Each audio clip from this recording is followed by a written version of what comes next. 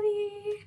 So today I wanted to be really productive. I've done so much today and I'm starting to feel tired, but I wanted to do a little bit more, kind of just to kick off and finish off the day with a video. So 31 Days of Tarot, and today I'm going to do question 9 and 10, which is kind of a fun one, so because I like thinking about the future. and because question number 9 is top 5 decks on your wish list right now. That is very easy and difficult at the same time. Easy because, you know, I'm always thinking about different decks that I want, because I just love buying tarot and oracle. Difficult because to narrow it down to 5 is not an easy thing. It's very difficult. I want a lot of decks. I pretty much want to try and hold on to every single possible deck there is out there. Almost, pretty much. Except the really dark ones. I have a hard time with the really dark kind of stuff. Yeah, I don't know why, it just gives me the willies sometimes. But, okay, so my top 5 decks on my wish list are, so, I'm on a huge fairy kick right now. It's not even funny. I've been using, my Brian Froud Heart of the Fairy Oracle, and I'm just loving it, and anytime I close my eyes, I start to see different fairies. You know, you kind of go in that meditative state, and they pop up right away, and they're doing different things to my face and around my body. It's really funny, ticking me and stuff. So they're very active with me right now, and it's that spring energy coming through. Oh my gosh, this spring is huge for fairies, and I think that's why I was really drawn to that Chrysalis Tarot too. And every single spring, I want the Chrysalis Tarot. Every single spring. And then I remember how I was having a hard time using it. And then part of me is like, I'm totally going on a tangent here, aren't I? Anyways, so I might, you never know, I might end up getting the Chrysalis Tarot. But that is not the deck that is on my top 5. My top 5 is the Fairy Oracle by Brian Froud.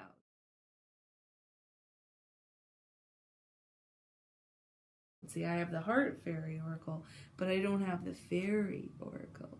And so that's another really playful one. I also like the fact that in that deck, it has just energy beings, like these energy fairies. I really like that because I see a lot of those beings too.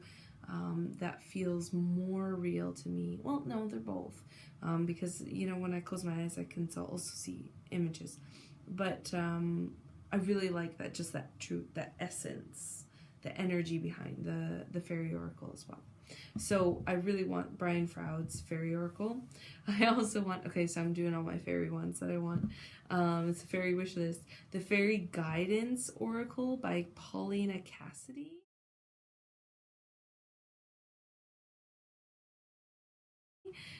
This one is really beautiful. It's kind of cutesy too. Now I have the Joie de Vivre, which is also kind of like that whimsical, fairy, playful. And I totally am flossing this right now with that spring energy coming through. Oh my gosh, this is like divine. It's helping with my need to want the Chrysalis Tarot back. The Joie de Vivre is helping very much.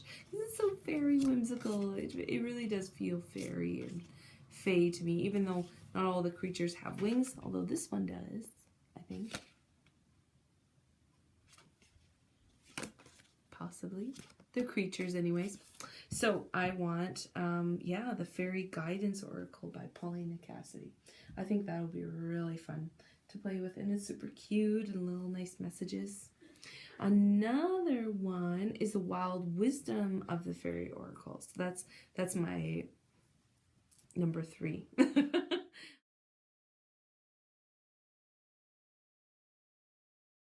I've always seen it, and I've even seen it in the bookstores, but I really like the original border, and the backing.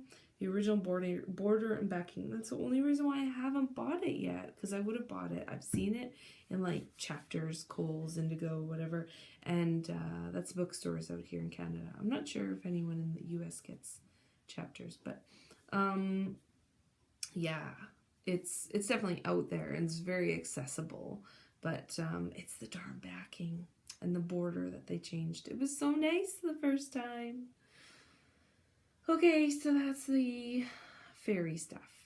Now we go, well, kind of. Now we go to, I have 2 tarot decks. So those are more like the Oracle. I have so many tarot that I feel I have so many tarot that I'm good with the tarot. I kind of want more Oracle decks I can play with. But now I have 2 oracles out of my top 5. One is the Dreaming Way Tarot. It's very dreamy, whimsical. There's like little creatures and things are kind of oblong and slightly out of proportion and fluid. I really like that about it, and the colors. They're not crazy vibrant, but there's a vibrancy to it, but it's in a very subdued manner at the same time.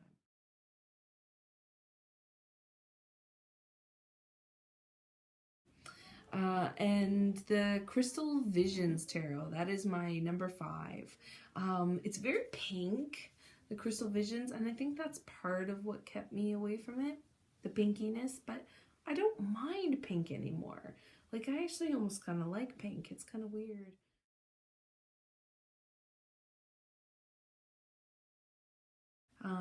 How I've changed it. You know, pink always reminds me of the sunrise, so so it kind of helps with the pinkiness, the pinky thing. But yeah, there's, I think, some dragons in the Crystal Visions. It's, you know, obviously crystals I think are incorporated. The character's kind of more cartoony, but that's okay.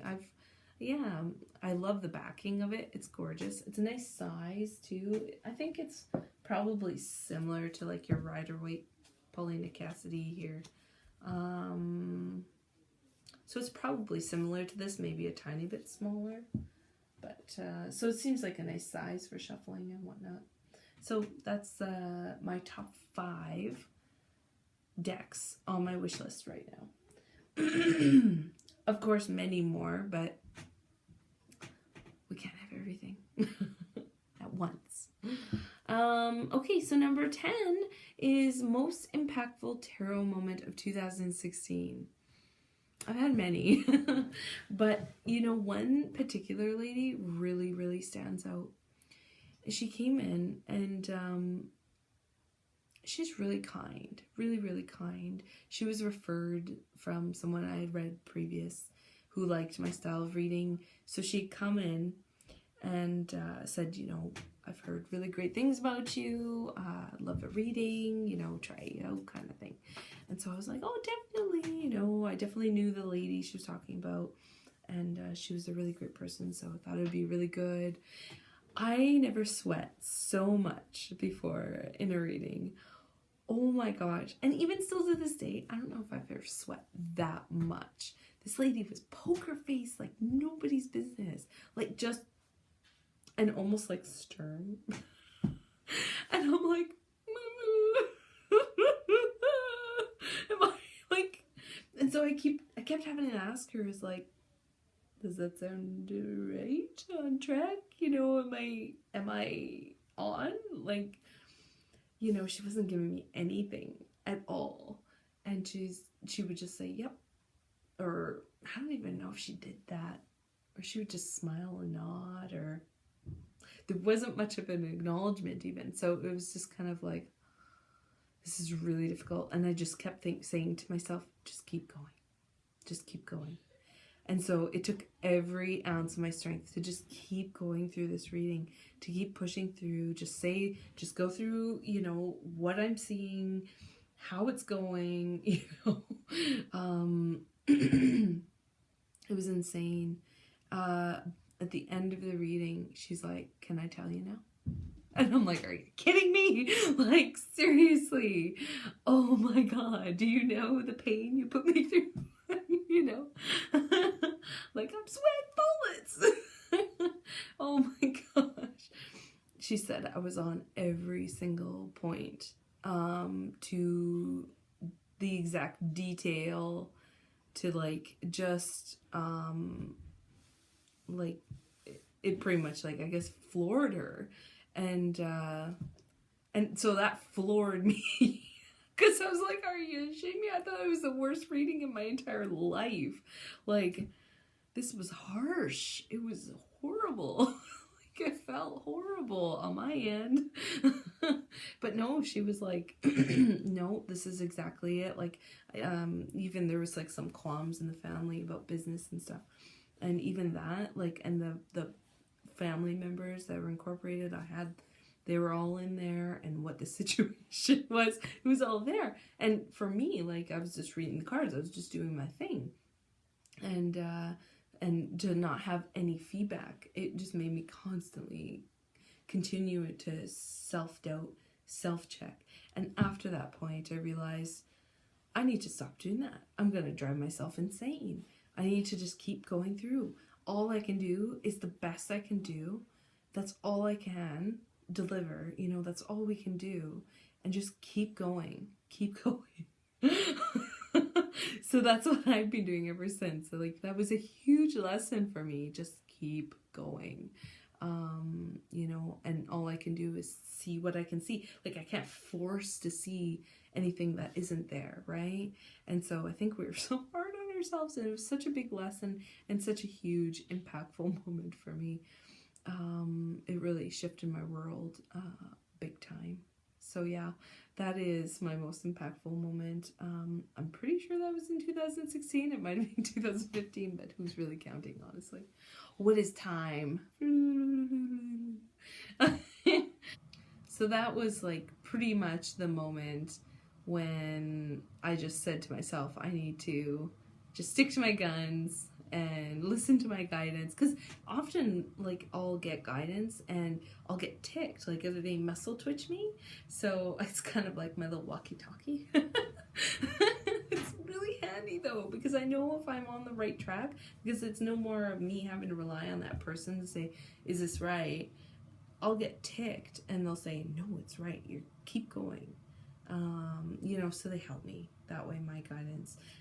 So I'm so appreciative to them for helping me in that area, you know, whether it being my guides or angels or fairies or higher self, whatever it is, there's some kind of communication going on there throughout the day for me, even, not just reading. So it's really nice and helpful to have that. And it kind of assists me as well when you have those poker face moments with certain clients. They're very difficult and they make you sweat, that's for sure. But, you know, they make you stronger. What doesn't kill you makes you stronger, right? Anyway, so that was it. Well, thanks again for listening, everybody. And you guys take care. Bye. See ya.